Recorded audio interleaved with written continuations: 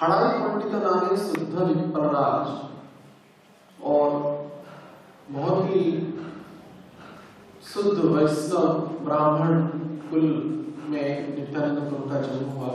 उनके पिताजी का नाम था हड़ाई पंडित। तो मूल में भी वो वसुदेव के ही अवतार हैं हड़ाई पंडित। तो उन्होंने नित्यानंद प्रभु उनके ही गृह को आनंद देने के लिए तथा संपूर्ण जगतवासियों को प्रेम का आगे बताते हैं। कृपा सिंधु भक्ति दाता प्रभु बलराम, कृपा के सिंधु हैं और भक्ति दाता, भक्ति को प्रदान करने में पूर्णतः समर्थ है।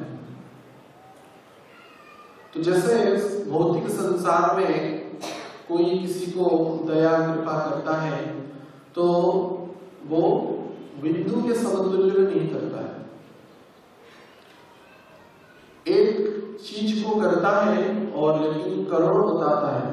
जैसे कि हम अपने ही जीवन में झांक करके देख सकते हैं, जब हम किसी का उपकार करते हैं तथाकथित उपकार, तो बार बार बताते हैं कि मैंने ऐसा किया, उसको बताते हैं, नहीं तो दूसरे व्यक्ति को भी बताते फिरते हैं, उसका प्रचार करते रहते हैं। चाहे आध्यात्मिक दृष्टि में क्यों ना हो, अगर कोई भगवान के उद्देश्य से ही क्यों ना हो, कोई लक्ष्मी का लक्ष्य करे या ग्रंथ का प्रचार करे, उसके उद्देश्य से भी हमारा प्रतिष्ठा की आशा रहती है। तो हमारा जो कार्य होता है, भौतिक व्यक्तियों की जो कार्य होता है, वो स्वार्थ से परिपूर्ण होता रहता है। अगर कुछ भी कार्य करते हैं स्वार्थ से संबंधित कार्य ही करते हैं। इस संपूर्ण विश्व ब्रह्मांड में कोई विरला व्यक्ति होगा जो स्वार्थ पर होगा। वैसे भक्त तो निश्चित रूप से उसकी चेष्टा करते हैं, लेकिन सूक्ष्म रूप से देखा जाए किसी ना किसी कार्य में कुछ ना कुछ स्वार्थ रहता ही है। चाहे पति पत्नी के संबंध में क्यों ना हो, चाहे पुत्र पिता के संबंध में क्यों ना हो, चाहे परिजन संबंधियों के विचार में क्यों ना हो, सब में स्वार्थ रहता ही है। अगर कुछ निस्वार्थ पर भाव रहता है तो बिंदु के समतुल्य। लेकिन भगवान क्या है? हे कृष्ण करुणा सिंधु, वो करुणा के सिंधु है, सागर है, करुणा के सागर है। और इतने करुणा उनकी होता है जगतवासियों के लिए, ना सिर्फ जगतवासी, ब्रह्मांड के सभी के लिए, चल अचल जितने भी जीव हैं सबके लिए भगवान कृष्ण की, भगवान की दया रहती है। इसलिए वो करुणा के सिंधु हैं। और करुणा के सिंधु होने के बाद भी वो कोई छोटे व्यक्ति नहीं है। जगत पते, जगत के पति हैं, फिर भी उनका डेजिग्नेशन आगे क्या प्रदान करते हैं? दीन बंधु। वो दीनों के बंधु है, दीन बंधु जगत पते। दीन बंधु होने के, जगत पते होने के बाद भी दीन बंधु है। तो इसलिए भगवान की जो कृपा है वो सिंधु के समतुल्य है।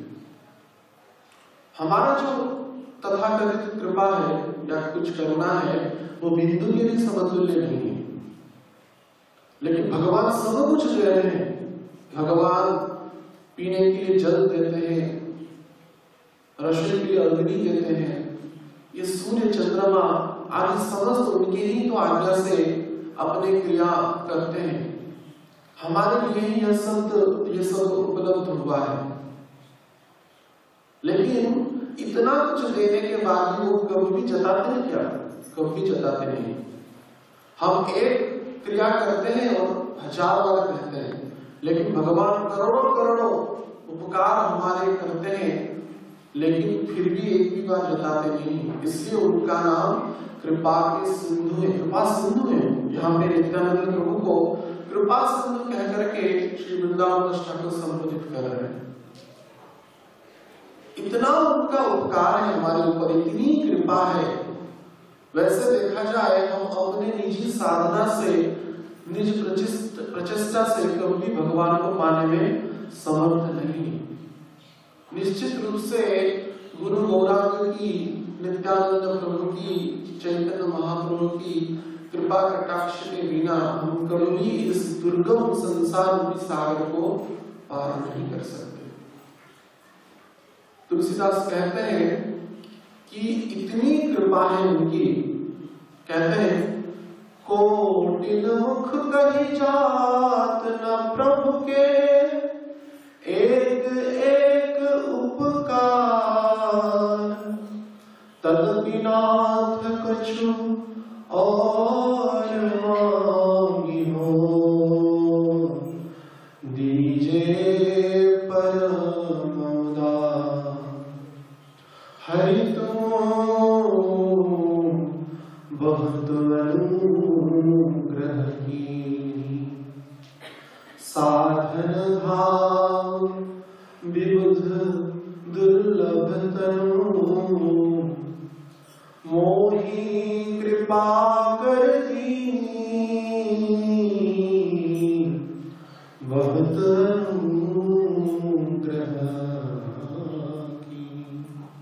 यहाँ पे कहते हैं विनय पत्रिका में तुलसीदास कहते हैं कि कोटिन मुख कहतरे जात न प्रभु के, एक एक उपकार।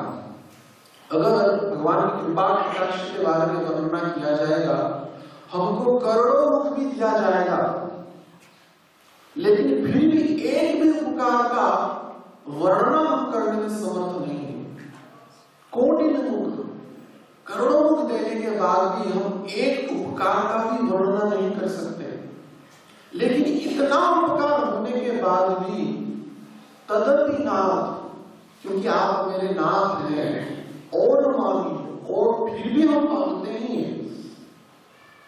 जैसे कि जल अग्नि समस्त भौतिक विषय वस्तु तो भगवान प्रदान किए ही है, और ये शरीर भी प्रदान किए हैं जो कि साधन का धाम है। यद्यपि यह शरीर विनाशशील है, निश्चित रूप से यह विनाश को ही प्राप्त करेगा, निश्चित रूप से विनाश को ही प्राप्त करेगा।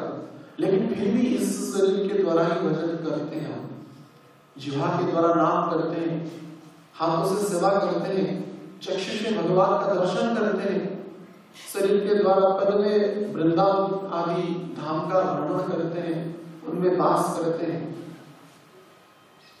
तो यह जो साधन का धाम, दुर्लभ तनु, यह शरीर उन्होंने प्रदान किया है। तो यही उनकी सबसे बड़ी कृपा है। करोड़ों जन्म हम अपने निज कर्म से फंस करके, अपनी निज इच्छा से अपना मन मस्तिष्क को भौतिक क्रियाओं में, इंद्रिय तृप्ति में लगा करके वैसे ही अनेक जन्म हम व्यर्थ में बिता दिए। लेकिन गुरु गौरांग की कृपा से इस जन्म में हमको भगवत भक्ति करने की परम सुअवसर प्राप्त हुआ है। तो यह जो सुवर्ण अवसर हमको मिला है, वो आगे शायद नहीं मिल सकता। हमारी कोई निजी योग्यता नहीं है, तो उनकी ही कृपा कटाक्ष का ही यह स्वरूप है। इसलिए भगवान को कृपा सिंधु कहा गया है। तो इसलिए कृपा सिंधु है ही। और वास्तविक कृपा क्या है? किसी को भूख लग रहा है तो खाना दे दो, कोई शारीरिक समस्या है तो इसका निराकरण कर दो, वो वास्तविक कृपा नहीं। भक्ति दाता, भक्ति अगर प्रदान करता है कोई, तो वही वास्तविक कृपा है। हम कहते हैं ना, प्रभु जी कृपा कर दीजिए, कृपा कर दीजिए, हमेशा कहते हैं। तो कृपा का अर्थ क्या है? भक्ति अगर हमको मिले, किससे? धन मिले, जन मिले, प्रतिष्ठा मिले, समृद्धि मिले, तो यह कृपा नहीं है।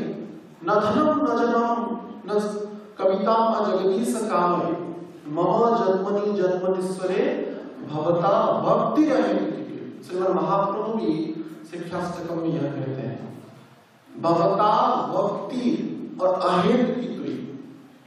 तो यह अगर हमको प्राप्त होता है तो वो वास्तविक कृपा है। और वही कृपा को प्रदान करने के लिए ही श्री नित्यानंद प्रभु का प्राकट्य हुआ, जो कि 500 साल पहले महाप्रभु से लगभग 20 साल पहले ही नित्यानंद प्रभु का प्राकट्य एकचक्र धाम में हुआ। तो इसलिए उनको कृपा सिंधु कहा गया है। महाजय जय ध्वनि पुष्प वरीषण संगमे देवता करिला तत्क्षण सेहदिन हितेराढ़ मंडल सकल बाढ़िते लागिल पुनः पुनः सुमंगल। तो जब नित्यानंद प्रभु का प्रादुर्भाव श्री एकचक्र धाम में हुआ, महाजय जय ध्वनि, जगत में जय जयकार हुआ और पुष्प का वृष्टि हुआ। संगों पे देवता करिला तत्क्षण, देवता लोग नृत्य करने लगे, आनंद से पुष्प वृष्टि करने लगे और उसी दिन से ही जगत में मंगल का विधान प्रकट होने लगा। भगवान मंगलमय है, भगवान का श्रीमुख मंगलमय होता है। इसलिए पहले जो होते थे तो पहले कोई कार्य करने से पहले मंदिर का दर्शन करते थे, भगवान का दर्शन करते थे। यह सामान्य विधि रहा हमारा आर्य सभ्यता में। चाहे विवाह हो, चाहे कौन सा भी शुभ कार्य हो, भगवान का दर्शन होता है। लेकिन आजकल क्या हो गया कि हम कभी बार साउथ इंडिया में जाते हैं, देखते हैं कि असुर का सिर वो टंगा रहता है घर के सामने, उसको देख करके जाते हैं। तुलसी नहीं हो, तुलसी माला नहीं होती है, असुर का सिर लटका हुआ रहता है। लेकिन भगवान का मंगलमय दर्शन करना चाहिए किसी भी कार्य से पहले। मंगलम भगवान कृष्ण मंगलम गरुड़ध्वज मंगलम पुंडरीकाक्ष मंगलाय तनूहरि। भगवान का समस्त कार्य, भगवान का समस्त क्रियाएं, भगवान के समस्त लीला मंगलमय है। तो वैसे ही श्री नित्यानंद प्रभु का जब प्राकट्य हुआ, संसार में समस्त मंगल सूचक चिन्ह प्रकट हो गए। ऋतु अपने सभी ऋतु अपने अनुकूल स्वरूप में प्रकट हो गए। नदियों में जल आ गया। किसी की जिससे विशेष करके यहाँ पे कहा गया है सही दिन हिंदे राढ़ मंडल सकल, राढ़ देश में जहाँ पे नित्यानंद प्रभु का प्राकट्य हुआ, बाढ़ीते लागिल पुनः सुमंगल, और मंगल का सुलक्षण धीरे धीरे बढ़ने लगा पुनः पुनः। तो क्योंकि पतितों का उद्धार करने के लिए श्री नित्यानंद प्रभु का प्राकट्य हुआ है, जो कि चैतन्य महाप्रभु से और भी कृपावान है। कल हम जगाए माधव के प्रसंग में उनकी पतित भाव की जो वास्तविक अर्थ है वो उसमें वृंदावन कृष्ण को प्रदान करते हैं। कैसे इतने पतितों का उद्धार करने में पूर्णतः नित्यानंद प्रभु समर्थ हुए। जे प्रभु पतित जना विस्तार करिते, अवधूत वेश धरि भ्रमिला जगते। पतितों का उद्धार करने के लिए और उनका विस्तार करने के लिए नित्यानंद प्रभु का प्राकट्य हुआ राढ़ देश एकचक्र धाम, और वो अवधूत वेश को धारण करके जगत में भ्रमण करने लगे। तो उन्हीं नित्यानंद प्रभु का प्राकट्य लगभग 500 साल से भी पहले एकचक्र धाम में उनका प्राकट्य हुआ। तो लगभग मायापुर से लगभग 160 या कितना किलोमीटर के दूर में एकचक्र धाम उपस्थित है। तो नित्यानंद प्रभु जहाँ पे उनका प्राकट्य हुआ, बहुत भक्त मायापुर जब जाते हैं एकचक्र धाम का दर्शन करते हैं। आपने सुन किया है एकचक्र धाम दर्शन? बहुत ही अच्छा। तो एकचक्र धाम में स्वयं वही एकचक्र धाम में नित्यानंद प्रभु का प्राकट्य हुआ है। पुराणों में एकचक्र धाम के विषय में ऐसा वर्णन मिलता है, जब महाभारत का युद्ध हुआ भक्तवत्सल भगवान कृष्ण अपने भक्तों को त्रास माने भक्तों को उद्धार करने के लिए, पतितों का उद्धार करने के लिए, दुष्टों का नाश करने के लिए जब लीला विलास किए और भयंकर जो युद्ध हुआ, महाभारत रूपक युद्ध, तो उस युद्ध में श्रीमद् भागवतम में श्री सुखदेव गोस्वामी वर्णना करते हैं कि कौरव पक्ष के जो सेनाध्यक्ष थे उनमें जो विशेष जो वीर थे वो तिमिंगल के समान थे। तिमिंगल क्या है? जो तिमी जो होता है सागर का सबसे बड़ा जीव होता है, लेकिन इतना विशाल जीव को भी, मत्स्य को भी तिमिंगल खा लेता है। तो भीष्म, द्रोणाचार्य, कृपाचार्य, अश्वत्थामा आदि जो बड़े बड़े रथी महारथी थे वो तिमिंगल के समतुल्य थे और उनको उनके सामने पांडव पक्ष की कुछ भी तुलना ही नहीं था। वैसे संख्या के क्रम में भी 11 अक्षोणी सेना कौरवों की थी और 7 अक्षोणी सेना पांडवों की थी, और जो विशेष प्रभावशाली पराक्रमशाली नारायणी सेना जो भगवान कृष्ण के थे वो भी कौरवों के पक्ष में ही थे। तो इतने भयंकर युद्ध में जो कि कौरव पक्ष संपूर्ण रूप से भारी था, पांडवों को एक दिन में नाश करने के लिए पूर्ण रूप से समर्थ था, लेकिन भगवान कृष्ण के कृपा कटाक्ष के द्वारा, क्योंकि भगवान कृष्ण यद्यपि निशस्त्र थे, शस्त्र उठाएंगे नहीं यह प्रतिज्ञा किए थे, लेकिन भक्तवत्सल भगवान कृष्ण अपने भक्तों के लिए उनके हितार्थ थे, उन्होंने अस्त्र भी उठा लिया। भगवान कृष्ण जब देखे कि पितामह भीष्म अत्यंत घनघोर युद्ध कर रहे हैं, भयंकर रूप से अर्जुन के ओर बाण चला रहे हैं, देखा गया कि अभी पांडवों का नाश होने ही वाला है, भीष्म के बाण से कोई भी त्रास नहीं पा सकता, कोई भी रक्षा नहीं पा सकता। तो भगवान कृष्ण अत्यंत क्रोधित होकर के सुदर्शन चक्र नहीं उठाए, लेकिन रथ का एक पहिया लेकर के भीष्म के ओर मारने के लिए दौड़ पड़े। इतनी मत्त सिंह के समतुल्य वो भीष्म रूपक तिमिंगल को मारने के लिए चल पड़े। और भगवान भक्तवत्सल भगवान भक्त की ऐसी रक्षा करने के लिए जब इस प्रकार की उपदेश लिए, उसी समय में अर्जुन ये विचार किए, भगवान ने तो यह व्रत किया था कि मैं अस्त्र नहीं उठाऊंगा, तो तुरंत जाकर के उनका चरण पकड़ लिया। और भीष्म का भी यह प्रतिज्ञा था कि मैं भगवान को अस्त्र उठवाने में समर्थ होगा, यह भी उनकी प्रतिज्ञा थी। तो भगवान अपना प्रतिज्ञा को भूल गए, लेकिन भक्त की प्रतिज्ञा की रक्षा की। और भक्तवत्सल भगवान विष्णु को जब मारने के लिए प्रस्तुत ही हो रहे थे, तो अर्जुन उनके चरण पकड़ लिए। क्रोध में उनका उत्तरी उनके स्कंद से गिर गया था और चरण पकड़ करके रो करके अर्जुन जो बोले, तो भगवान कृष्ण शांत हुए। लेकिन वो जो चक्र पकड़े थे, वो चक्र को उन्होंने दूर फेंक दिया।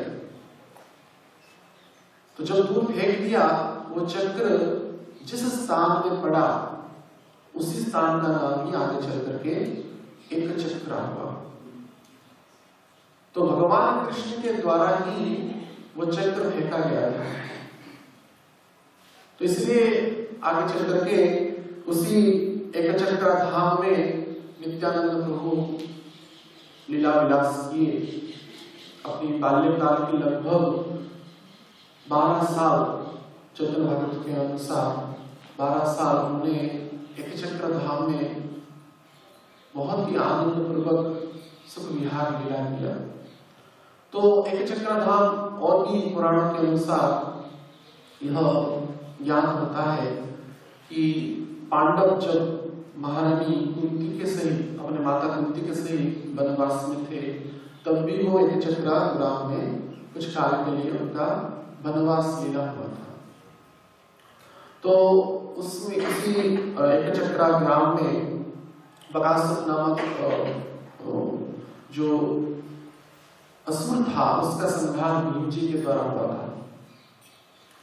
तो अब भी एकचक्रा धाम में जो गए होंगे जानते होंगे, बहुत ही कुछ कुछ स्थान है जो भी उसका संकेत प्राप्त होता है। नित्यानंद कहाँ पे स्नान किए हैं, उनका जन्म कहाँ पे हुआ, उनका जो नाम कहाँ पे काटा गया, नित्यानंद को कहाँ पे अपने संगी परिजनों के सहित, अपने बंधुओं के सहित लीला करते थे, बाल्य लीला किए थे। विशेष विशेष भगवान की विविध लीलाओं का वो तो नाटक के जैसा वो उसको ही खेलते थे। उनकी खेलना कोई हमारे जैसा आजकल के बच्चे क्रिकेट फुटबॉल खेलते थे वैसे नहीं खेलते थे। भगवान के जो विविध लीलाओं का ही वो उसका नाटक करके विविध सखाएं उनके विविध प्रकार के उसी स्वरूप में अपने आप को परिवर्तित करके वो लीला विलास करते थे। तो उसी प्रकार के एकचक्र धाम में नित्यानंद प्रभु अपनी बाल्य लीला की, उसके विषय में चैतन्य भागवत के तृतीय अध्याय में, उत्तरखंड के तृतीय अध्याय में वर्णना मिलता है कि कैसे कैसे विविध लीलाएं किए और नित्यानंद प्रभु। तो नित्यानंद प्रभु उन्हीं एकचक्र धाम में लगभग 12 साल रहे, ऐसा प्रमाण मिलता है। तो कुछ कुछ एकचक्र धाम की तीर्थों के बारे में हम उसमें वर्णना करेंगे, जो कि एकचक्र धाम बहुत ही प्रसिद्ध है। तो अभी भी जहाँ पे नित्यानंद प्रभु का जन्म हुआ है, आचार्यों के अनुसार निर्दिष्ट स्थान उसका निरूपण किया गया है। जो गर्भास्थ नामक स्थान जो है, जहाँ पे नित्यानंद प्रभु का जन्म हुआ है, वहाँ पे नित्यानंद प्रभु के उद्देश्य से छोटा सा सफेद मंदिर हुआ है, उसमें नित्यानंद प्रभु का एक विग्रह रखा गया है। वहाँ पे ही नित्यानंद प्रभु का जन्म हुआ था, ऐसा आचार्य लोग कहते हैं। और उसके पीछे नित्यानंद कुंड है और माता पद्मावती, उनको पद्मावती कुंड है, वहाँ पे माता पद्मावती नित्यानंद प्रभु को नित्य स्नान करते थे। और ऐसे एक बहुत सारे स्थान है, माला ताला है, जामुन कुंड है, कुंडल तीर्थ है, इत्यादि अनेक स्थान है। कुंडल तीर्थ के बारे में वर्णना करते हैं। कुंडल तीर्थ नामक ऐसा जो स्थान है, जो बकासुर का जो वध भीम कर रहे थे, तो उसी समय अर्जुन उसका वध करने, मतलब भीम की सहायता के लिए वो शिवजी के द्वारा प्राप्त नाग अस्त्र, जो उसको बकासुर को मारने के लिए जब मैंने तीर चलाए, तो उससे पहले ही भीम ने उनका वध कर दिए थे। तो उसके कारण वो जो सर्पास्त्र था, नागास्त्र था, वो नीचे गिर गया, उसका अनुसंधान नहीं कर पाया। आगे चल करके वो एक भयंकर सर्प के रूप में वहां पे वास करने लगा। तो जब नित्यानंद प्रभु 500 साल पहले लगभग एकचक्र धाम में लीला विलास कर रहे थे, तो वहां पे वही सर्प जो एकचक्र ग्रामवासियों को बहुत ही त्रास कराता था, उसके भय से कोई भी जाता नहीं था। तो सभी ग्रामवासी जब बहुत ही चिंतित थे, तो नित्यानंद प्रभु क्या किए, उस सर्प को बोले तुम क्यों ऐसा कर रहे हो? तो सर्प बोला कि मेरा तो सर्प का क्रिया ही यह है। तो उसको नियंत्रण करने के लिए नित्यानंद प्रभु ने अपना एक कुंडल निकाल करके उस बिल के ऊपर रख दिया, जिसके द्वारा वो आ नहीं सकता। तो वो पूछा मेरा खाद्य कैसे मैं पाऊंगा? तो नित्यानंद प्रभु बोले भविष्य में यहाँ पे मंदिर हो जाएगा और भक्त लोग दूध आदि चढ़ावा चढ़ाएंगे, जिसके द्वारा तुम्हारा भोजन हो जाएगा। तो अब भी वो कुंडल तीर्थ देखने को मिलता है। एकचक्रा धाम में।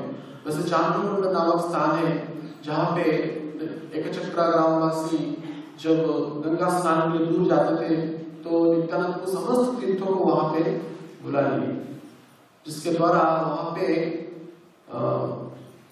एकचक्रावासी जो ज्यादा दूर ना जाना पड़े उनको। तो अनेक ऐसे एकचक्रा धाम का जब दर्शन करेंगे और भी विशेष विशेष स्थान है, माता कुंती के द्वारा प्रदान की गई द्वीप भी है, एक बड़ा पत्थर का द्वीप है वो भी है, बहुत सारे स्थान है, उसका वर्णन करेंगे तो समय बहुत चला जाएगा।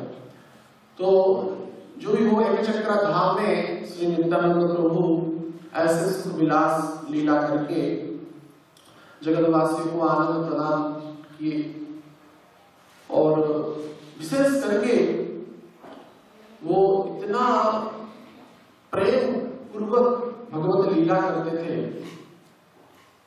नित्यानंद प्रभु अपने सखाओं के सहित। सभी आश्चर्यचकित हो जाते थे कि कैसे इतना छोटा सा बालक भगवान की इस विविध लीलाओं का वो अपने सखाओं के सहित वो लीला करता है। तो नित्यानंद प्रभु हमेशा ही वो भगवत लीला के द्वारा ही खेल खेलते थे, चाहे बामन लीला हो, चाहे नृसिंह लीला हो, चाहे राम जी का लीला हो, राम अवतार की लीला हो, कंस वध हो, भगवान कृष्ण की विविध लीलाएं, कंस के कारागार में जन्म से प्रारंभ करके पूतना वध, बकासुर आदि जो अघासुर विविध असुरों का वध आदि लीला वो भी करते थे। तो एक बार नित्यानंद प्रभु अपने सखाओं के सहित जब राम जी की लीला कर रहे थे तो नित्यानंद प्रभु लक्ष्मण का जो शक्तिवेद जो लीला वो लीला में जब कर रहे थे, और स्वयं नित्यानंद ने ही लक्ष्मण का नाटक में स्वयं नित्यानंद को ही लक्ष्मण का रोल कर रहे थे। तो नित्यानंद प्रभु जब रावण के द्वारा उसका उनका जो शक्ति अस्त्र मारा गया तो नित्यानंद प्रभु लक्ष्मण के भाव में मूर्छित हो गए। जब मूर्छित हो गए तो सखा लोग व्यथित हो गए, क्योंकि नित्यानंद को उठ ही नहीं रहे थे। उनके नासिका का जो भाव में देखा गया कि श्वास प्रश्वास निकल नहीं रहा है। तो सभी भयभीत हो गए, क्या हुआ क्या हुआ, अब क्या किया जाए। नित्यानंद प्रभु अभी शायद उनका क्या प्रकट हो गए, वो क्या मृत्यु को प्राप्त कर गए क्या, सखा लोग तो पालन थे। तो ये बात जब हड़ाई पंडित और पद्मावती को पता चला, संपूर्ण एकचक्रा ग्रामवासी को पता चला, सब व्याकुल हो गए, व्यथित हो गए, क्या हुआ। कितनी चेष्टा करने के बाद नित्यानंद को अपने स्वाभाविक स्थिति में आए नहीं। तो जब ऐसा लीला हो गया था तो मूर्छित हो गए थे नित्यानंद प्रभु, उनकी कोई बाह्य सुबुद्ध नहीं थी। तो कोई एक उनमें से बोला, कौन सा लीला कर रहे थे, कौन सा खेल तुम खेल रहे थे। तो बालक बोले कि नित्यानंद को लक्ष्मण जो शक्तिवेद लीला है हम खेल रहे थे। तो लेकिन वो पहले से ही समझा रखे थे नित्यानंद प्रभु कि जब लक्ष्मण मूर्छित हो जाएंगे तो हनुमान जी जो उस नाटक में जो हनुमान जी का किरदार निभा रहा होगा उसको भेजना, वो जैसे जाकर के संजीवनी बूटी लाए गंधमादन से। तो हनुमान रूप जो बालक था वो संजीवनी बूटी लाएगा और उसको वैद्य इस संजीवनी बूटी को जब जो नित्यानंद प्रभु लक्ष्मण का जो किरदार निभा रहे थे उनको जब प्रयोग किया जाएगा तब पुनश्च वो जीवित हो जाएंगे। लेकिन ये सब बाद की जो लीला थी वो सब उनका विस्मरण हो गया था बालों का। लेकिन पुनश्च जब कोई व्यक्ति उसका स्मरण करा कि जो हनुमान जो लीला उस लीला नाटक में जो हनुमान का किरदार निभा रहा था वो पुनश्च गया संजीवनी रोटी लाने के लिए। और रास्ते में भी जो जो लीला हुआ, राक्षस कैसे रोका, गंधर्व रूपक जो मगरमच्छ था वो कैसे प्रतिरोध किया, बाद में गंधर्व में कैसे गंधर्वों के सहित हनुमान का युद्ध हुआ, वो सब भी लीला हुआ। उसके उपरांत जब संजीवनी रोटी लाया गया और जो वैद्य बना था बालक, वो संजीवनी रोटी का प्रयोग नित्यानंद प्रभु को किया, जो कि लक्ष्मण का किरदार निभा रहे थे। तो पुनश्च उनका बाह्य अवस्था में वाक्य जो मूर्छित हो गए थे, तो उनका पुनश्च बाह्य अवस्था में बाह्य भाव में आ गए। इससे प्रमाण मिलता है कि नित्यानंद प्रभु किस भाव में भगवत लीला में पूर्ण रूप से तल्लीन थे। उनको कोई बाह्य भावावेश नहीं था, इसके द्वारा वो संपूर्ण रूप से इस लीला के अंदर में घुस जाते थे। तो ऐसे विविध लीला, चाहे भगवान कृष्ण की जितने भी लीला है, असुर वध की लीला, बकासुर, सकटासुर भंजन आदि, विश्वामित्र गोवर्धन धारण, विविध लीला नित्यानंद प्रभु करते थे और उसी भाव में भावित हो जाते थे। तो इससे प्रमाण मिलता है भगवत भक्ति में वो कितने ओत-पोत होकर के उसमें डूब जाते थे, इतनी बाल्य अवस्था में। आजकल की जो बाल्यावस्था है वो संपूर्ण रूप से नष्ट प्राय है। कोई भी भगवत लीला, वैसे जो भक्त है, हम देखते हैं छोटे छोटे बालक बालिकाएं भगवान की लीला करते हैं, कितना आनंद मिलता है देखने में। तो ऐसे ही उसी लीला के क्रम में भगवान नित्यानंद प्रभु भी कोई बाह्य भौतिक खेल खेलते नहीं थे, भगवत लीला रूपक खेल नहीं खेलते थे। ऐसे करके नित्यानंद प्रभु 12 साल लगभग एक चक्राधाम में अपने पिता राम पंडित और पद्मावती के सहित उनका विविध प्रकार की लीला हुआ। इस क्रम में वृंदावन ठाकुर कहते हैं अपने तृतीय अध्याय में, चैतन्य भागवत के मध्य खंड के तृतीय अध्याय में,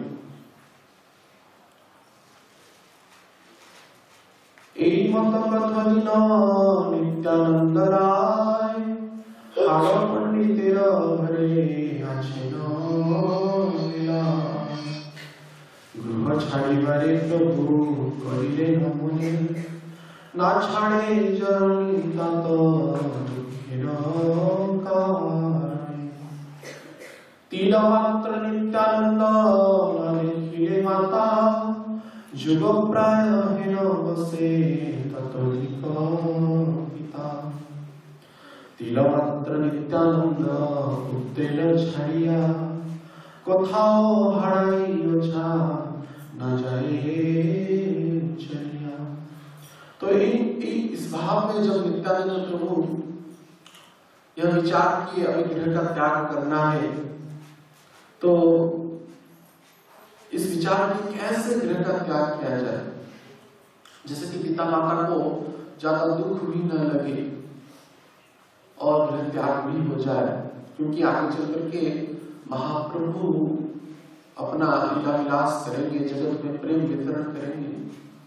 तो उनके बिना यद्यपि नित्यानंद प्रभु पूर्णतः प्रेम प्रदान करने में समर्थ है, लेकिन वो जब तक महाप्रभु की प्राकट्य माने लीला विलास प्रेम वितरण करने की लीला जब तक हुआ नहीं, तब तक वो गुप्त भाव में इस जगत में लीला विलास करते रहे। लेकिन गृह त्याग करने के लिए जब विचार किए, तो यह विचार देखा जाता था कि एक क्षण के लिए भी नित्यानंद प्रभु को हड़ाई पंडित माता पद्मावती अपने आप के आगे सोचने नहीं होते थे। स्वयं विश्व ब्रह्मांड अधिनायक सभी प्राप्त भगवान कृष्ण के अग्रज के स्वरूप बलराम जब नित्यानंद प्रभु के स्वरूप में प्रकट हुए हैं, साधारण जो भौतिक पिता माता होते हैं, अपने पुत्र या पुत्री बालक बालिका अगर उनके आंख से दूर हो जाए तो कितना उनकी चिंता होती है। ये तो स्वयं भगवान है, आनंद के आकोर है, सर्व आकर्षणकारी है, सर्व लीला आनंद प्रदान करिए, वो जब आग से ओझल हो जाए तो उनकी कितनी पीड़ा न होगी। तो इसलिए तिला मात्र नित्यानंद पुत्र छड़िया कोठाओ हाड़ाई ओझा ना जाए चल गया। एक क्षण भर के लिए भी नित्यानंद प्रभु को त्याग करके हड़ाई पंडित पद्मावती चाहते नहीं थे और क्षण क्षण में पुत्र का आलिंगन करते थे। धरिया धरिया पुनः आलिंगन करे नुनील पुतली जेन मिलाए शरीर। तो सब आकर्षणकारी भगवान नित्यानंद प्रभु जब हड़ाई पंडित के सहित तथा माता पद्मावती के सहित लीला विलास कर रहे थे तो अंतर्यामी भगवान की जो योग माया के द्वारा हड़ाई पंडित और पद्मावती उनको इतना स्नेह करते थे, एक क्षण के लिए भी आग से ओझल नहीं होते देते। लेकिन नित्यानंद प्रभु की जगत उद्धार करने की जो इच्छा है उसके क्रम में उनको गृहत्याग करना ही था।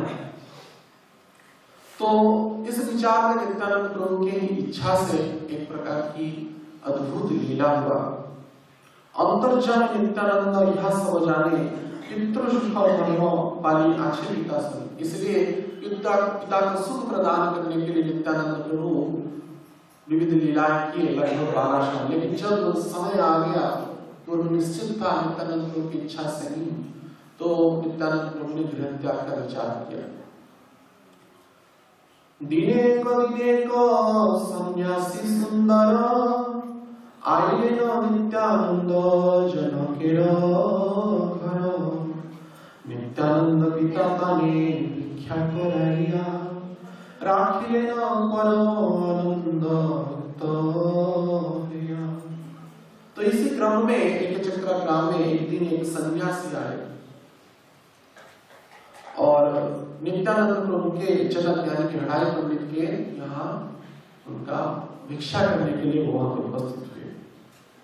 तो नित्यानंद प्रभु के पिता श्री हड़ाई पंडित उनके गृह में उनको आतिथ्य प्रदान किया और वहां पे वो भिक्षा किए। राखी लेना परम आनंद युक्त हुआ। तो श्री हड़ाई पंडित उन्हीं सन्यासी को वहां पे भिक्षा प्रदान के लिए वहां पे जब रखे तो सन्यासी भिक्षा लिए। तो अंतिम में हड़ाई पंडित बोले कि आपकी क्या इच्छा है। भिक्षुक सन्यासी को बोले मैं आपको क्या भिक्षा प्रदान करूं, अंतिम में आपकी क्या इच्छा है। तो सन्यासी बोले कि मेरे मन में तीर्थ भ्रमण करने की प्रबल इच्छा है, लेकिन तीर्थ भ्रमण करने के लिए मेरे से कोई भी संगी नहीं है और आपका जो सुपुत्र नित्यानंद है वो अगर मेरे साथ जाएगा तीर्थ में तो मुझे बहुत ही आनंद मिलेगा और मेरा सहायक भी हो जाएगा और उसका भी तीर्थ भ्रमण हो जाएगा। ऐसा जब सन्यासी ने हड़ाई पंडित को भिक्षा में मांग लिया तो हड़ाई पंडित आश्चर्यचकित हो गए, बोलने में असमर्थ रहे। इतनी भिक्षा के रूप में स्वयं आनंद के आकोर नित्यानंद राम को ही अगर सन्यासी मांग लेंगे तो मेरा क्या अवस्था होगा। लेकिन बोलने में असमर्थ थे।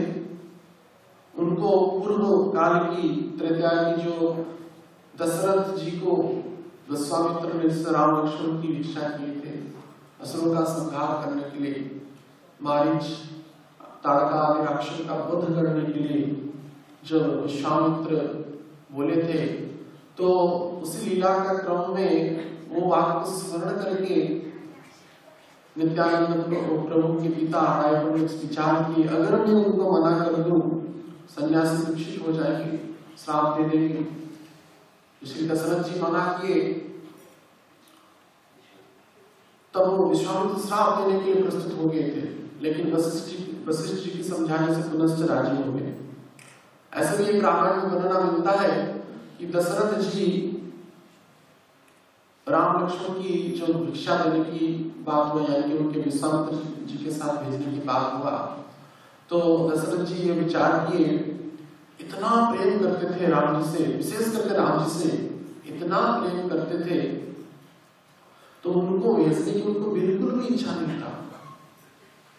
तो दशरथ क्या किए, राम जी को न भेज करके भरत जी को उनके साथ भेज दिए,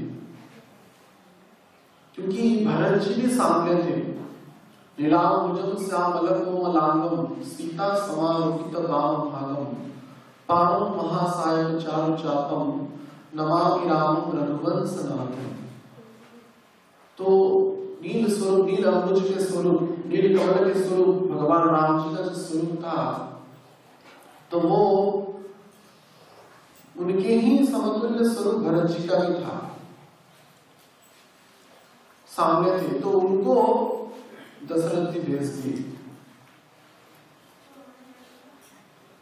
लेकिन रास्ते में विश्वामित्र जी को थोड़ा संदेह उत्पन्न हुआ, वास्तविक क्या ये मर्यादा पुरुषोत्तम रामचंद्र है? इस विचार में कैसे उनको संदेह हुआ, तो विश्वामित्र जो भरत राम जी बन करके गए थे, कुछ बोलते नहीं थे, चुपचाप थे। भरत जी तो साधु स्वभाव के थे, चंचल नहीं थे। तो भरत जी को पूछे विश्वामित्र जी कि हे राम, वैसे तो उनको राम समझ रहे थे, बोले कि हे राम, तो दो मार्ग है मेरे आश्रम को जाने के लिए, दो मार्ग है। एक मार्ग बहुत ही लंबा है लेकिन संकटों से मुक्त है, उस मार्ग में हम जाएंगे तो कोई असुर वहां पे नहीं है, न ताड़का न मारीच आदि इत्यादि असुर मिलेंगे नहीं। और दूसरा एक मार्ग है जो पूर्णतः संकटों से परिपूर्ण है, अत्यंत भयंकर वन प्रांत है जिसमें ताड़का कोई भयंकर राक्षसी है। तो किस मार्ग में जाना अच्छा है? तो भरत जी बोले कि गुरुदेव, ये लंबा मार्ग क्यों ना हो, उस लंबा मार्ग नहीं चले, संक्षिप्त मार्ग में जो शॉर्टकट है उसमें नहीं हम जाएंगे। क्यों संकट में गिरना है? भक्त है ना, भजन करेंगे, संकट में क्यों पड़ेंगे? असुर का वध करना, इसका मारना काटना उनकी इच्छा नहीं। तो तुरंत विश्वामित्र पकड़ लेने, ये कभी भी राम जी नहीं हो सकते। तो तुरंत पकड़ ली कि ये निश्चित रूप से ये कोई बहरुपिया है। तो बोले कि कौन है वो, बताओ, सत्य बोलो। तो भरत जी तो भक्त है, मिथ्या नहीं बोल सकते, भक्त कैसे मिथ्या बोल सकते हैं? तो तुरंत बोलने के लिए मैं राम जी का अनुज हूँ भरत। तुरंत ही क्रोधित होकर तुरंत बोले कि जाकर के बोलो असली राम को भेजे, मुझे डुप्लीकेट राम से कोई काम नहीं है। तो ऐसा लीला के प्रसंग में वर्णना मिलता है। तो जो भी हो, इस लीला का स्मरण थोड़ा आगे कर दिया। तो हड़ाई पंडित दशरथ जी की बात को स्मरण करके विचार किए, निश्चित रूप से यद्यपि यह हृदय को कठोर पूर्ण यह विचार होगा, कैसे अपने आनंद का धाम नित्यानंद राम को हम संन्यास के सहित भेज दे, लेकिन फिर भी विचार की और पद्मावती जी से पूछे। यद्यपि जैसे कि रामचंद्र भगवान दशरथ के जीवन थे, लेकिन फिर भी उन्होंने छोड़ दिए। रामचंद्र पुत्र दशरथ जीवन पूर्वे विश्वामित्र दाने करिला जाचो। यद्यपि दशरथ जी के प्राणधन रामचंद्र थे, लेकिन फिर भी वो विश्वामित्र के सेठ को भेज दिए। वैसे ही हड़ाई पंडित ने नित्यानंद प्रभु को उन संन्यास से भेजने का विचार कर दिया। और पद्मावती जी से जब पूछा तो पद्मावती तो पतिव्रता थी, तो बोली कि आपकी जो इच्छा है वही कीजिए, इससे ही समस्त कल्याण होगा हमारे लिए। तो इसी विचार विमर्श करके हड़ाई पंडित ने नित्यानंद प्रभु को सन्यासी के सहित भेज दिया। नित्यानंद चलिन नासिबार हेममत नित्यानंद छाड़े न धो। इस प्रकार से सन्यासी के सहित नित्यानंद प्रभु घर का त्याग करके और नित्यानंद प्रभु के वियोग से हड़ाई पंडित प्राय मृत प्राय हो गए। नित्यानंद गिने मात्र हड़ाई पंडित भूमिते पड़िला विप्र होइया मूर्छित। नित्यानंद प्रभु जब चले गए तो हड़ाई पंडित मूर्छित हो गए, भूमि में गिर गए, विलाप करने लगे, क्रंदन करने लगे। उनकी व्यथा का अनुमान कौन कर सकता है। विदोरे पाषाण कष्ट ताहारे श्रवण, उनका कष्ट का श्रवण किया जाए तो पाषाण भी पिघल जाएगा। तो ऐसे नित्यानंद प्रभु उन सन्यासी के सहित चले गए। वास्तविक विरह रूपक सुख वो प्रदान किए हड़ाई पंडित और पद्मावती जी को।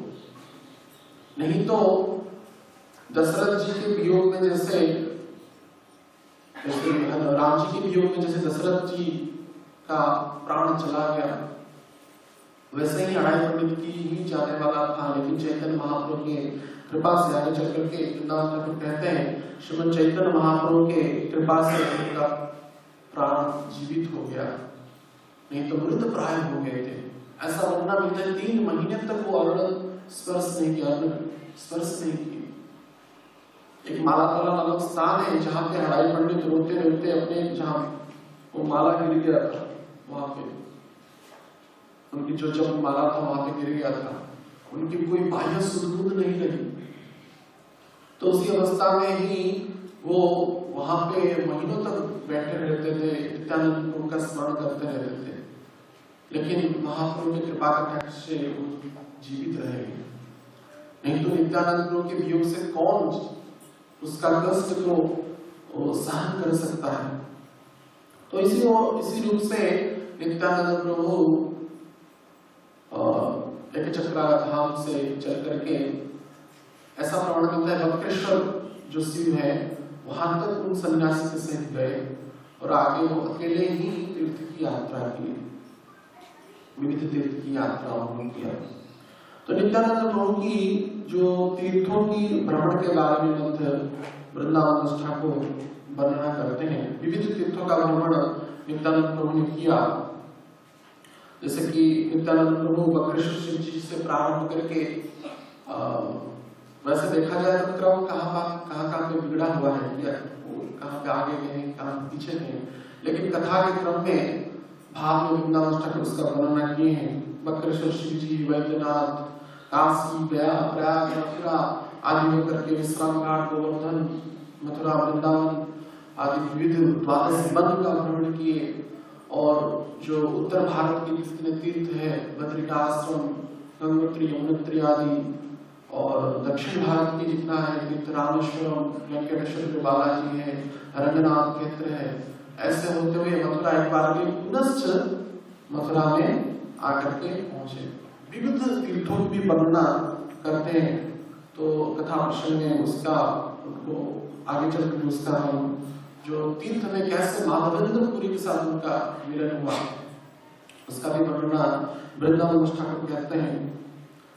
तो इस प्रकार से तीर्थ का भ्रमण करते करते एक बार वो नित्यानंद प्रभु माधवेंद्र पुरी के सहित उनका मिलन हुआ। वैसे भक्ति रत्नाकर नामक ग्रंथ में वर्णना मिलता है जब नित्यानंद प्रभु पंढरपुर नामक स्थान गए तो वहां पे श्री लक्ष्मीपति तीर्थ नामक जो सन्यासी थे उनके एक शिष्य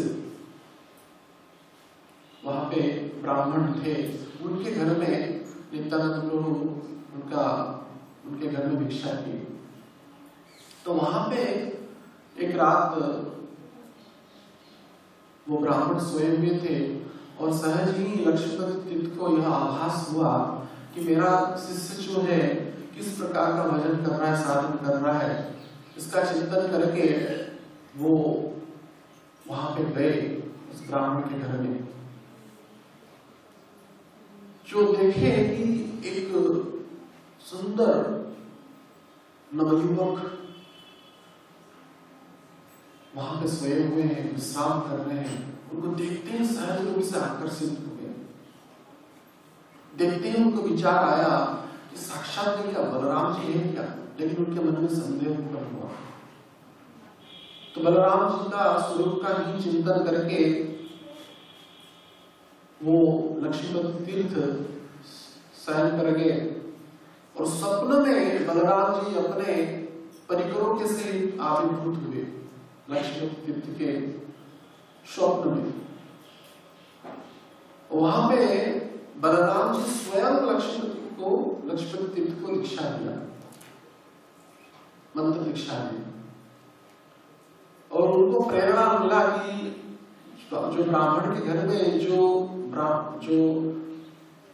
नवयुवक सन्यासी है वो ही साक्षात बलराम स्वरूप है। तो सहज ही वो आश्चर्यचकित हो गए। अगले दिन तुरंत ही प्रातः मुहूर्त में लक्ष्मीपति तीर्थ उस ब्राह्मण के घर में गए।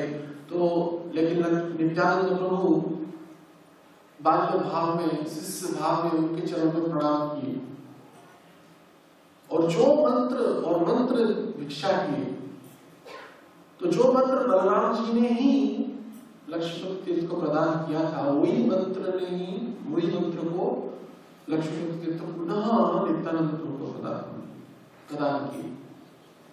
जैसे श्रीमन महाप्रभु जब ईश्वरपुरी के कान में बोल दिए जो मंत्र, वही मंत्र को ही ईश्वरपुरी ने पुनः प्रदान किया। वो तो मंत्र दाता है, मंत्र के भगवान स्वयं वही है, उनको मंत्र प्रदान करने में कौन समर्थ हो सकता है। लेकिन बाह्य ऐसे जगत में इस प्रकार की लीला नित्यानंद प्रभु किए। तो उसी क्रम में, तीर्थ के क्रम में आगे चल करके उनका माधवेंद्रपुरी के साथ उनका मिलन हुआ। माधवेंद्रपुरी हमेशा पूर्णतः प्रेम में सरोवर रहते हैं, भक्ति के भाव में उनको कभी क्रंदन करते थे, कभी अश्रु, कभी कंप आदि अष्ट सात्विक भाव में प्रकट हो जाता था। और जब माधवेंद्रपुरी के सहित नित्यानंद प्रभु का मिलन हुआ तो सभी आश्चर्यचकित हो गए, चढ़बद दोनों रह गए। जो प्रेम की जो वास्तविक स्वरूप को प्रकट करने वाले नित्यानंद प्रभु है, उनके सहित जब माधवेंद्र प्रभु का मिलन हुआ, माधवेंद्रपुरी पाद सहज ही उनके प्रति आकर्षित हो गए, नित्यानंद प्रभु के प्रति, और प्रेम का सागर उमड़ पड़ा। और माधवेंद्रपुरी के जितने भी शिष्य थे, उनके सहित जितने भी ब्रह्मचारी सन्यासी भ्रमण कर रहे थे उस समय, वो भी आश्चर्यचकित हो गए।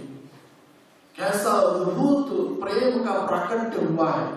जगत में ऐसा प्रमाण मिलता है माधवेंद्रपुरी से ही जो माधुरी तत्व जो सेवा है उसका, उसी पर हमारे इस गौड़े परंपरा में प्रकट वाणी चंद्र के महापुरुष का पूर्णतः उसकी प्रतिष्ठा की। आराध्य ब्रज सतनय तद्धाम वृंदावन जो महाप्रभु बोले, उसी भाव का सूक्ष्म स्वरूप में प्राकट्य माधवेंद्रपुरी पाद से हुआ। तो माधवेंद्रपुरी पाद से जब नित्यानंद प्रभु का जो मिलन हुआ, इसी विषय में भी वृंदावन ठाकुर वर्णना करते हैं कि कैसे माधवेंद्रपुरी पाद से नित्यानंद प्रभु का मिलन हुआ। तो तीर्थ के क्रम में जब माधवेंद्रपुरी पाद से नित्यानंद प्रभु का मिलन हुआ तो उस क्या वो बात की, किस प्रसंग में दिव्यादि लीला के विषय में प्रेम तत्व के बारे में वर्णना मिला, वो स्वयं अनंत भगवान भी कहने में असमर्थ है। उसको कौन समझ सकता है। दो प्रेम के जो साक्षात स्वरूप है, जब उनका मिलन होता है तो उसकी वर्णना वेद भी वर्णना करने में असमर्थ है। सामान्य मनुष्य उसकी वर्णना कैसे कर सकता है। तो वो किस भाव से उनके शरीर में अष्ट सात्विक भाव प्रकट हो जाता था, उसकी अनुमान भी वो नहीं लगा सकते कोई भी व्यक्ति। तो सूक्ष्म रूप से उसका बस वर्णना की कि जब माधवेंद्र पुरीपाद और नित्यानंद को ऐसे उनका प्रेम तत्व पर विचार हो रहा था, विमर्श हो रहा था, कभी रोते थे, कभी चिल्लाते थे, तो कभी मूर्छित होकर के गिर जाते थे और स्वतः ही पुनः नाम के द्वारा पुनः उनका बाह्य भाव प्रकट हो जाता था। ऐसे लीला विलास करते थे। तो कुछ समय नित्यानंद प्रभु माधवेंद्र पुरीपाद के सहित निवास करने के बाद नित्यानंद प्रभु पुनश्च रामेश्वरम की ओर चल गए और वो जो वियोग था दोनों ही उनको सहन नहीं था, लेकिन पूर्णतः कृष्ण चेतना में, कृष्ण भावनामृत में डूबे रहने के कारण वो बाह्य अवस्था को भूल गए और नहीं तो उनका शरीर ही छूट जाता। ऐसा वृंदावन ठाकुर वर्णना करते हैं, दोनों का शरीर ही छूट जाता विरह अवस्था में, लेकिन पूर्णतः कृष्ण भावनामृत में भावित होने के कारण उन दोनों को कोई भी बाह्य स्वरूप में वो पुनः कृष्ण भावनामृत भावित होकर के वो चले गए अपने अपने ओर। और माधवेंद्रपुरी सरयू की नदी की ओर चले आए और नित्यानंद प्रभु रामेश्वर की यात्रा की। ऐसा चलते चलते तो उनकी मल्लिकार्जुन क्षेत्र में नित्यानंद प्रभु का शिव और पार्वती के साथ उनका मिलन हुआ और शिव पार्वती माता पार्वती और शिव जी पहचान ले कि वे मेरे प्रभु हैं बलराम जी। शिव जी जो है संकर्षण जी के भक्त हैं, तो उनकी सेवा पूजा की उनको पता चल गया है। वैष्णव नाम यथा शंभु, वैष्णव में सबसे अग्रगण्य शिव जी हैं। तो स्वयं भगवान जब मल्लिकार्जुन क्षेत्र में नित्यानंद प्रभु जब पदार्पण किए, स्वयं शिव जी उनकी अगवानी की, पार्वती जी उनकी सेवा पूजा की और कुछ समय वहां पे रहने के बाद वो आगे चल गए। तो अनेक समय ऐसे ही लीला विलास करते थे, भगवान का प्रेम को प्रकट करके खुद ही भगवान की लीला के अंदर घुस जाते थे और कब अष्ट सात्विक भाव प्रकट हो जाता था। ऐसे करके वो तीर्थ यात्रा किए लगभग 20 साल। ऐसा प्रमाण मिलता है कि लगभग 20 साल नित्यानंद प्रभु ने तीर्थों का भ्रमण किया और अंतिम में पुनः मथुरापुरी वो आ गए नित्यानंद प्रभु। तो मथुरापुरी में वो विश्राम घाट पर स्नान किए और वहां पे विश्राम घाट में स्नान करने के बाद वृंदावन की ओर आ गए। वृंदावन में विविध वनों में नंदग्राम आदि में भी भ्रमण किए कि देखें कि यहाँ पे मंदिर तो है लेकिन भगवान का सिंहासन रिक्त है, खाली है, भगवान कृष्ण उसमें नहीं है। तो पूछे कि भगवान कृष्ण कहाँ है? ऐसा वृंदावन दास ठाकुर कहते हैं। कोई बोला कि वृंदावन ठाकुर बोलते हैं कि कृष्ण नवद्वीप में है लीला विलास कर रहे हैं, लेकिन यह तो विशेष भाव से नित्यानंद प्रभु को पता ही था।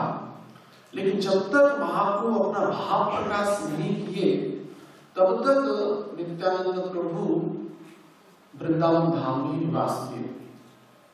तो वृंदावन धाम में कैसे नित्यानंद प्रभु लीला विलास की उसकी वर्णना मध्य वृंदावन ठाकुर कहते हैं।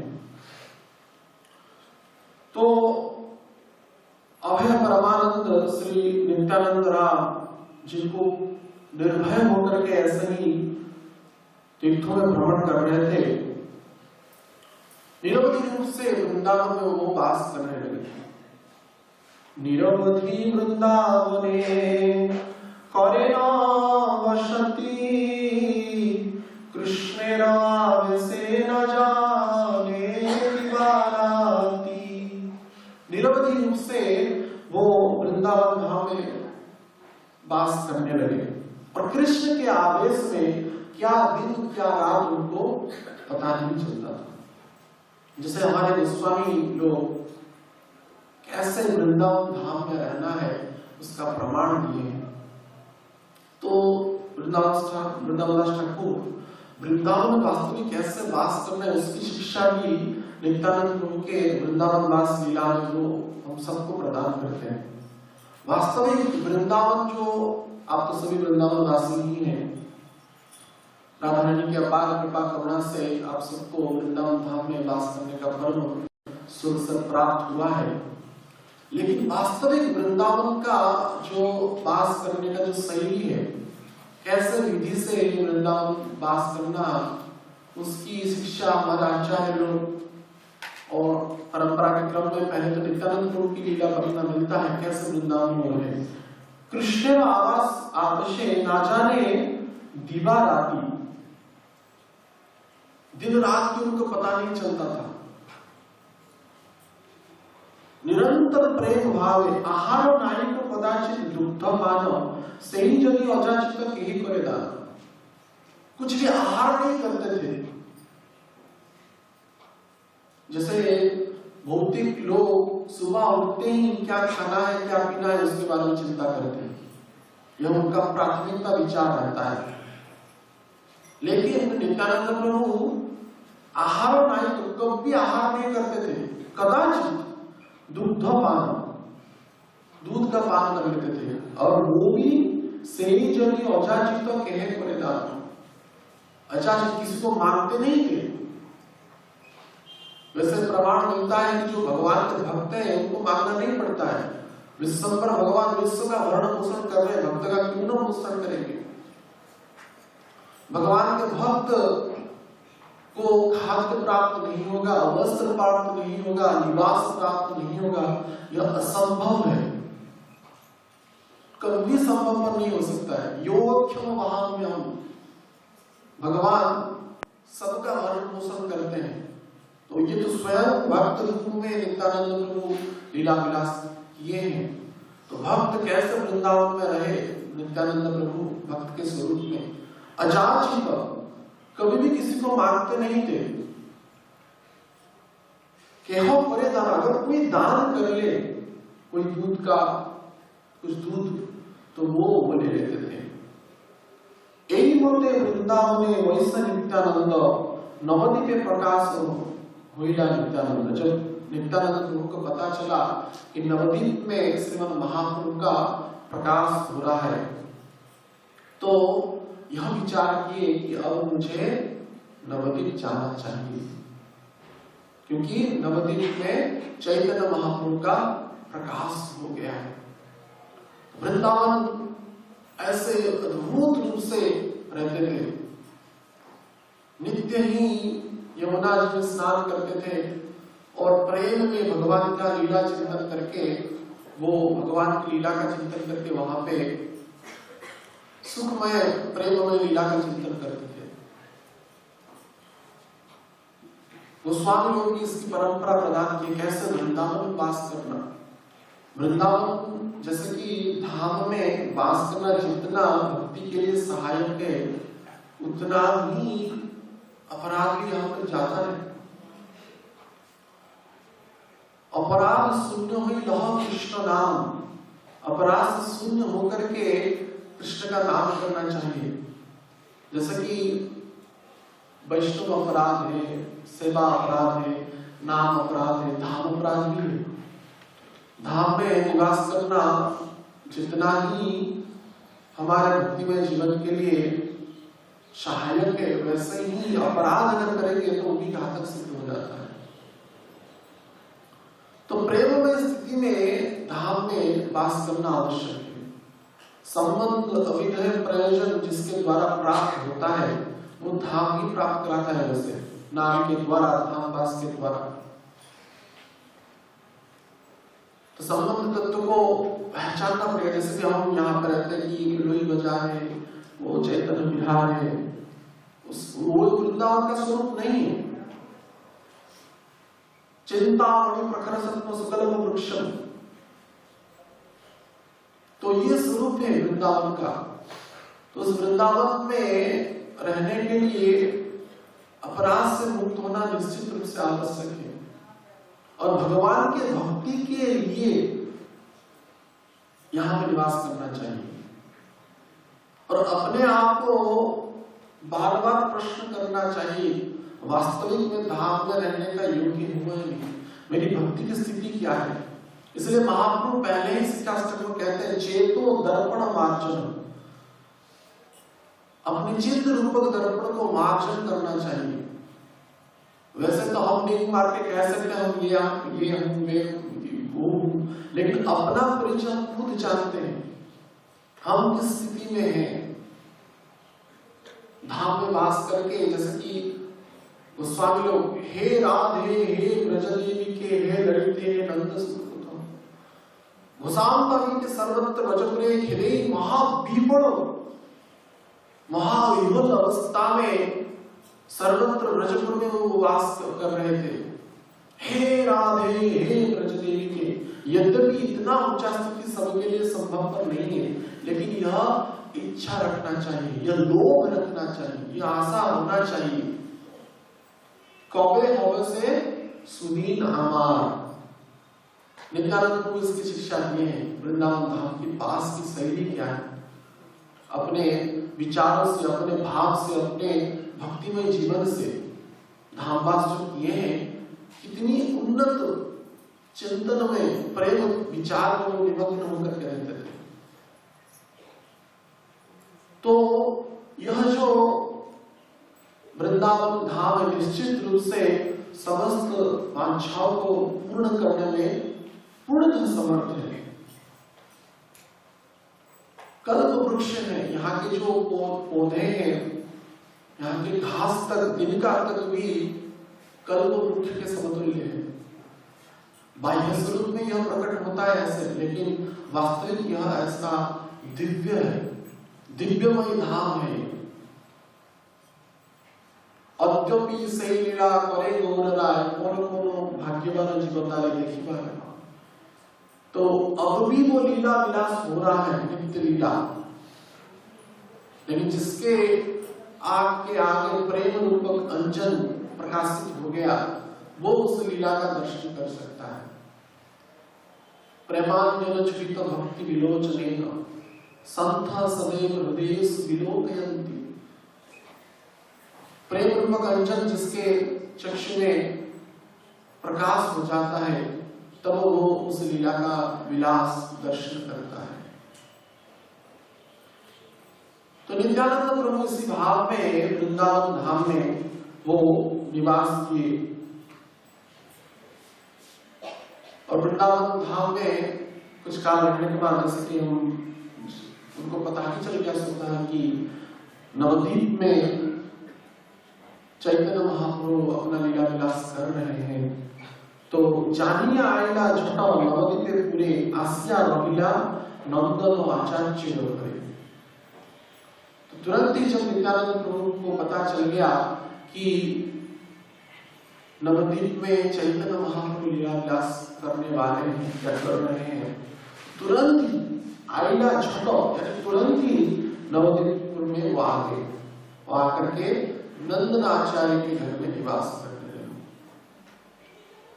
तो वैसे ही कथा के प्रसंग में चैतन्य महाप्रभु जब गया से आए और ईश्वरपुरी के द्वारा बाबा करके तथा कथित जो यद्यपि भगवान है, लेकिन वो अपना लीला विलास किए जब निश्चित हुआ, तो नवद्वीप में जब लीला विलास किए तो उनके पार्षद अद्वैताचार्य श्रीवास ठाकुर, विविध पार्षद जो महाप्रभु के कीर्तन विलास करते थे, जो ब्रह्मा जी के लिए दुर्लभ संकीर्तन रूपक यज्ञ है, वो महाप्रभु नित्य ही श्रीवास के आनंद में करते थे।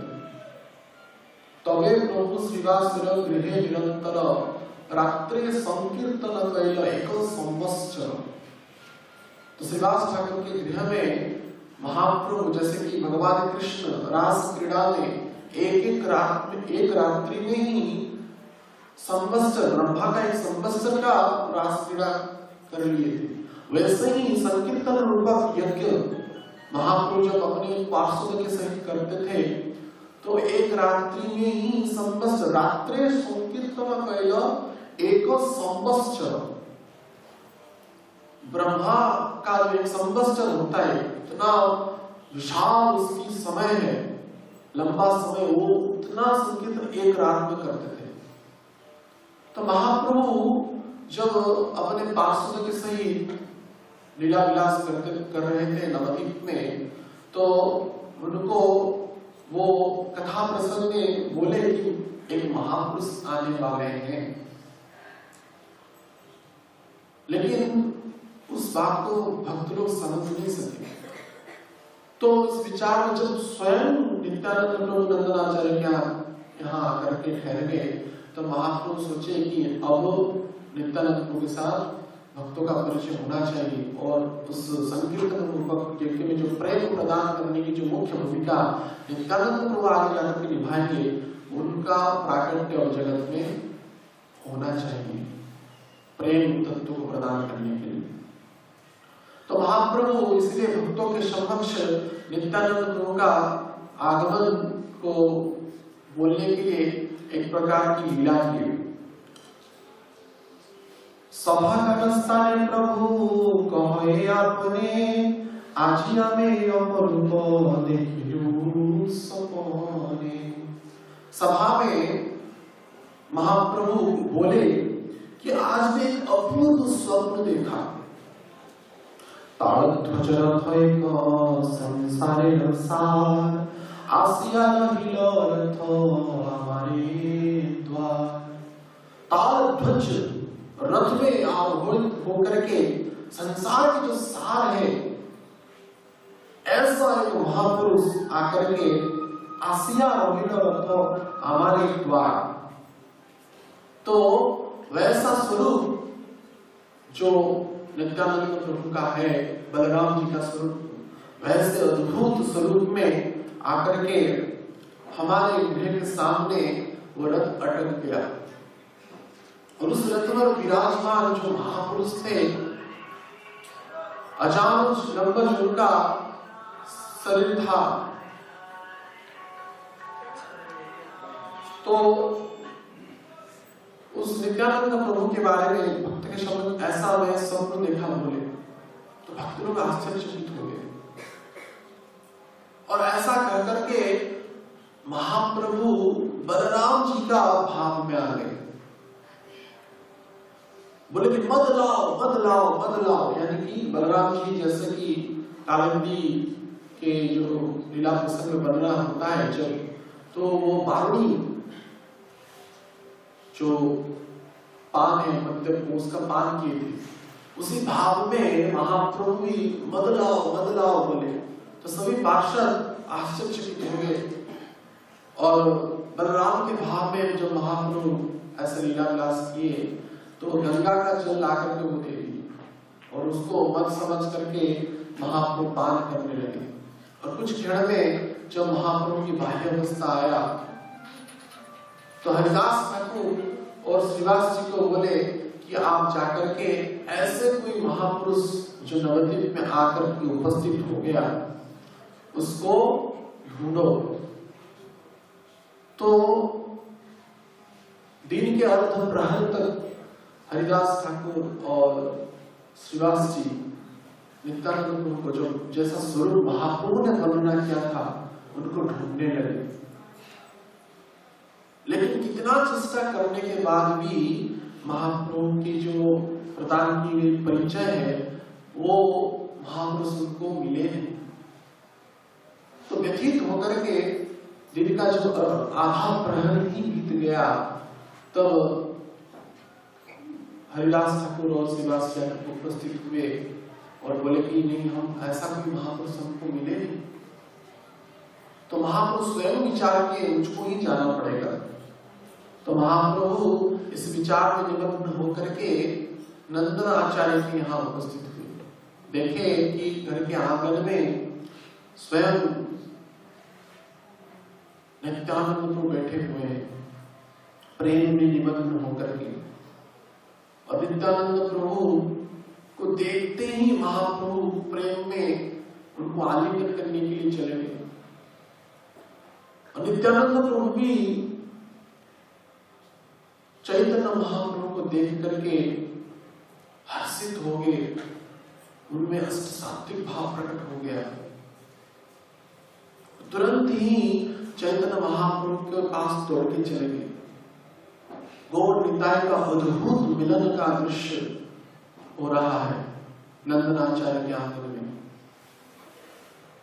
तो नित्यानंद प्रभु रो रो करके महाप्रभु को आलिंगन कर रहे थे, और महाप्रभु भी क्रंदन करके नित्यानंद प्रभु को आलिंगन कर रहे थे। ऐसा अद्भुत मिलन हुआ। तो भक्तों को ये आश्चर्य, भक्त लोग सभी, महाप्रभु जितने भी पार्षद थे सभी आश्चर्यचकित हो गए। ऐसा अद्भुत मिलन, ऐसा प्रेम विकार दोनों में दिखने को मिल रहा है। तो इस विचार में जब दोनों ही बाह्यावस्था में नहीं रहे, प्रेम में मग्न होकर के दोनों को आलिंगन कर रहे हैं, तो इस विषय में जब नित्यानंद और भी भावित हो गए, महाप्रभु के जो इतना वर्षों से महाप्रभु का मिलन का उनकी प्रतीक्षा थी, वो आज आंख के सामने उपस्थित हुआ है, तो उसको कैसे वो सहन कर सकते हैं। तो उनकी जो बलराम भाव, जो कृष्ण प्रेम भाव को और उसको वर्धित करने के लिए महाप्रभु बोले श्रीवास ठाकुर को कि इंगित किए, तो श्रीवास ठाकुर गान करने लगे श्रीमद् भागवतम का एक श्लोक, वराह पीड़म नटवरम कर्णयो कर्णिकार, ये वाला श्लोक है। विप्रदासं कनककपिशं वैजयन्ती च मालां, रत्नां वेणुधर सुधया पुरयन् गोप वृंदे, वृंदारण्य सपद रमणं प्रविशत् पीतकीर्ति। तो भगवान कृष्ण की सौंदर्य की जो वर्णना है, वराह पीड़म, मोर पंख को धारण करके, नटवर बपू, कानों में कर्णिका का फूल, कुंडल के समतुल्य उसको धारण करके भगवान कृष्ण प्रवेश करें वृंदावन में। कनक कपिशम, उनके शरीर में पीतांबर है। वैजयंती च माला, वक्षदेश्वर वैजयंती माला है, और अपने ओठ से मुरली बजा रहे हैं। रंध्रान वेणु धर सुधा, यानी अमृत निकल रहा है, और गोप लोग उनकी वंदना करते जा रहे हैं। वृंदावन सपद रमणम प्रविशत् पीतकीर्ति, तो वृंदावन नामक अरण्य में भगवान कृष्ण का प्रवेश हो रहा है। इस श्लोक को सुनकर के सुखदेव गोस्वामी, जो ब्रह्मवादी सुखदेव गोस्वामी थे, वो भी आकर्षित हो गए थे भगवान के सौंदर्य के प्रति। भगवान व्यासदेव के पुत्र शुकदेव गोस्वामी जब जन्म से ही वो अपना पिता को त्याग करके ब्रह्मचिंतन में निमग्न होकर के चले गए, तो ऐसा पुराण में वर्णना मिलता है। व्यासदेव ने कुछ ब्रह्मचारी शिष्यों को, जहाँ पे सुखदेव गोस्वामी जिस वन में रहते थे वहां पे उनको भेजा गया, तो कुछ ब्रह्मचारी शिष्यों को, और ये दो श्लोक सिखा दिए भागवतम का। ये वाला जो श्लोक है भगवान की कारुण्य की कृपा की वर्णना है, और ये भगवान के सौंदर्य की जो वर्णना है, वराह पीड़म नटवरम। तो ये दो श्लोक जब गान करने लगे ब्रह्मचारी, तो स्वतः ही आकर्षित हो गए सुखदेव गोस्वामी। तो पूछे ये श्लोक की रचना कौन किया है? तो उन्होंने बोला कि हमारे गुरु महाराज व्यासदेव ने रचना किया। अच्छा, व्यासदेव तो मेरे ही पिताश्री हैं। तो तुरंत अपने ब्रह्म ख्याल से उसको त्याग करके सुखदेव गोस्वामी भागवतम का अध्ययन करने के लिए, पठन करने के लिए व्यासदेव के यहाँ चले गए। तो वो जो श्लोक का गान श्रीवास ठाकुर किए नित्यानंद प्रभु के सामने, तो प्रेम में भावित थे, और उनका जो भाव बढ़ पड़ा भगवान कृष्ण के प्रति, विश्वंभर महाप्रभु के प्रति। तो इसी प्रेम भाव में नित्यानंद प्रभु का जो अद्भुत दर्शन भक्तों को होने लगा, सभी आश्चर्यचकित हो गए, गिर जाते थे, रोते थे, अपना माथा को भूमि पर पटक देते थे, हे कृष्ण बोल करके चिल्लाते थे। ऐसा अद्भुत भाव। तो तो हमारे जो ब्रह्म माध्यम गौड़ीय संप्रदाय की जो वास्तविक जो सार तत्व है प्रेम है, वो प्रेम भाव का प्राकट्य करने के लिए ही श्री गौर निताई का प्रादुर्भाव इस संसार में हुआ है। भक्तों का जीवन कैसे होना चाहिए, अंतिम उद्देश्य क्या है जीवन का? वैसे तो नाम के द्वारा, नाम तो समस्त पुण्यों रोना आता है। किसके वियोग में? क्या स्मरण करते? कृष्ण रुदु स्वसरम राजन। और किसके लिए? कृष्ण दर्शन लालसा।